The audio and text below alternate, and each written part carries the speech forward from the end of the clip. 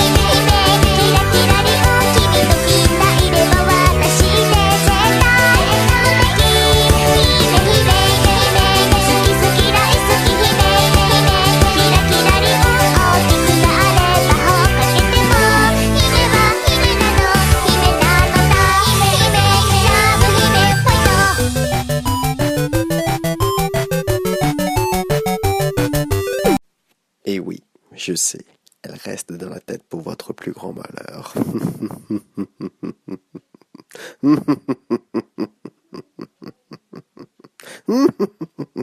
Tu te calmes, je t'entends ricaner. Alors, le titre de la musique est Imelove, du manga Love Princess. Par contre, je suis désolé, mais cela ne va pas du tout parler d'une Magical Girl. Eh oui, je sais. En fait, c'est un manga qui est dans un manga, et on va parler de ce manga. Ça fait quand même un peu beaucoup de manga. Bref, comme vous l'avez tous deviné, c'est un manga de vélo. Non, vous l'avez pas compris? C'était pas clair? Bon, bah alors je mets cette image, et là, c'est peut-être un petit peu plus clair. Donc, ce manga, littéralement traduit par Ansel Sakamichi... Quoi? Attends. Ansel Sakamichi? Mais ça veut pas dire ça! Vous prenez une traduction, ça veut dire pédaleur né ou cycliste né en français. Ah, je vous jure, la joie de la traduction. Donc c'est un manga écrit par ce monsieur-là. Donc le premier personnage, c'est celui-ci. C'est un coureur complet et expérimenté malgré son jeune âge. Le deuxième personnage, c'est un rouleur sprinter redoutable sur terrain plat et se défend sur un terrain vallonné. En revanche, il ne sait pas du tout grimper. Pour sa rapidité, il a été surnommé l'étoile rapide de Naniwa. Le troisième personnage est très important, car l'actuel capitaine du club de cyclisme. Il est réfléchi, doué, sur tous les terrains, et c'est un leader né. Il n'abandonne jamais, ce qui lui vaut le surnom de serpent de la route. Son but, c'est d'amener toute l'équipe à la victoire de l'interlycée. Le prochain personnage est également en 3e année. Il est comme ce personnage-là, c'est un rouleur sprinter. On peut voir juste une petite différence de gabarit. Mais je pense honnêtement que ça joue à 3 fois rien. L'avant-dernier personnage est celui-ci. C'est un grimpeur un petit peu excentrique. Je pense qu'on peut le remarquer à sa coiffure. Mais dans certains épisodes, quand il devra monter une pente, on verra que son style de pédalage est un petit peu bizarre. Mais c'est rapide, alors on s'en fout. Et enfin, le dernier personnage, qui n'est autre que le personnage principal, Sakamichi Onoda. Alors je vous fais la présentation vite fait de ce personnage-là en vidéo.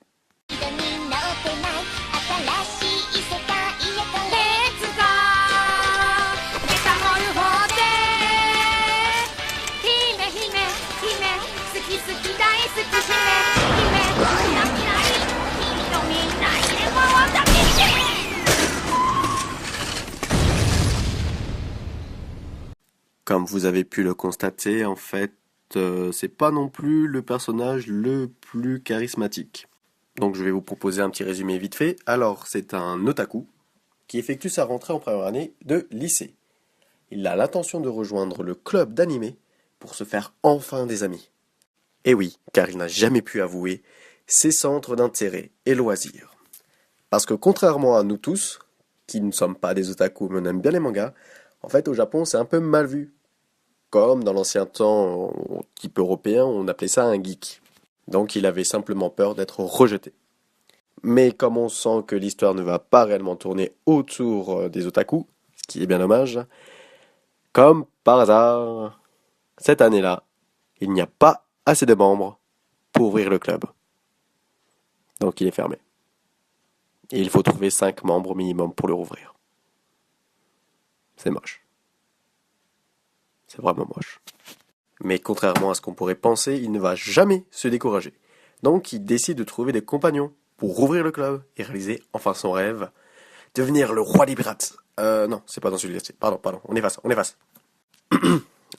Donc je disais que son rêve était de passer du temps à Akibara, à Tokyo, pour flâner entre amis, entre otaku.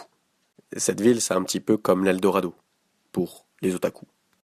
Donc en fait, l'histoire va commencer par un pur hasard, de nouveau, pour pas changer, sinon ce serait pas drôle. C'est que ce personnage-là va défier Onoda sur une pente avoisinant les 20%. Les 20%, c'est à peu près ça, et je peux vous dire que c'est du costaud, parce que je vous promets déjà les escaliers, j'ai du mal, alors imaginez la pente comme ça. Je ferais pas 10 mètres. Puis, dans les épisodes qui se suivent, il va être avec ce personnage-là, où il fera une course-poursuite avec une voiture. Et bien évidemment, ce serait pas drôle si, bien évidemment, il ne rattraperait pas la voiture. Comme par hasard. Donc, notre petit Onoda, curieux des sensations qui l'ont entraîné durant ses expériences avec ses 2 jeunes cohorts, il décide de se donner une chance au club du cyclisme. Oui, c'est vrai, je bave un peu dessus, mais je tiens à préciser que c'est un manga intéressant et qui reste surtout réel. Je m'explique. Il y aura bien évidemment de la fatigue, des blessures, des maladies, qui empêcheront les protagonistes de continuer, rendant le contenu plus vivant. Et aussi, les performances ne viennent pas au hasard, pour une fois. Ce que je veux dire, c'est que quand je disais qu'il allait à Akiba, en vélo, je vous l'ai pas dit. Oups. Donc, en bref, en fait, Onoda allait à Akiba une fois par semaine depuis 3 ans, depuis qu'il est en 4e, depuis qu'il avait reçu le vélo. Donc, une petite précision sur ce vélo, c'est que c'était un vélo trafiqué, un vélo familial. Ses parents, ils avaient décidé, par peur qu'il aille trop vite, ils ont changé le disque. Plus petit, donc moins de vitesse pour une plus grande rotation. Donc, depuis tout ce temps-là, je vais dire qu'il avait la possibilité également de prendre le bus, mais le ticket coûte une certaine somme. Et devinez qu'est-ce qu'il préfère? Économiser pour acheter plus de figurines. Si ça, c'est pas un bon otaku, ça.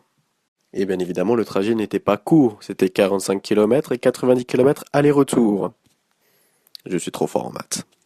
Donc en fait, ses performances dans le manga, quand il va monter les pentes et être rapide pour attraper une voiture, on va dire limite que c'est logique.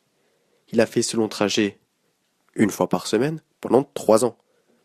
C'est comme un entraînement. C'est vrai qu'il n'a pas été dans un club de cyclisme, mais quand même, faire ce trajet-là, moi il me faudrait une demi-journée pour le faire.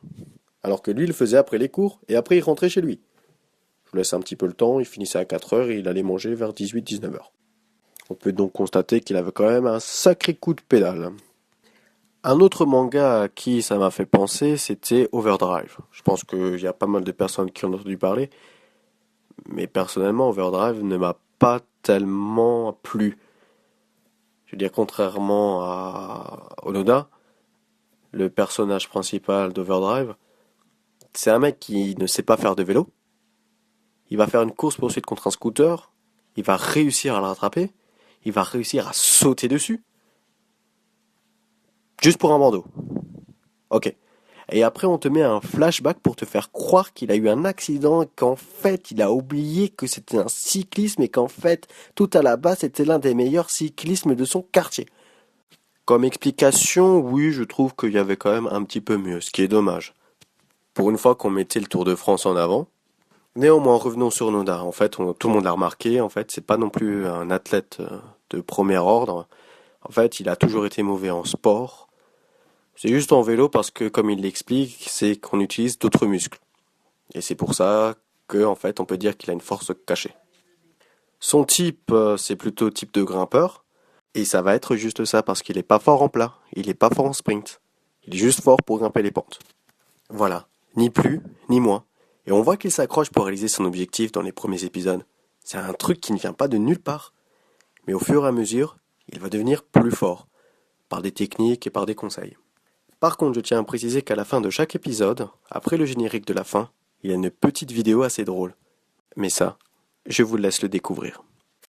Donc, il y a aussi un peu de suspense, c'est-à-dire qu'il va y avoir aussi une école rivale. Je ne vais pas vous dire le nom, je vous laisse le découvrir. Et il y a un personnage assez flippant, malsain, je ne sais pas encore comment qualifier, mais il a aussi le droit à toute une histoire et en fait, vous allez comprendre pourquoi il est comme ça. Mais je pense que vous pourrez le voir tout de suite. Vous pouvez pas le louper. C'est le seul qui a un regard de psychopathe.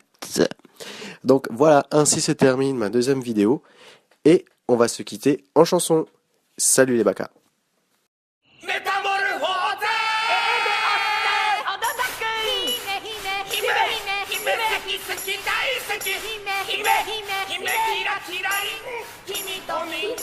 ただこっちいつの間にあんなノリノリになったんじゃ姫姫姫今泉大好き姫姫キラキラリン近所なれ魔法かけても姫は姫なの姫なの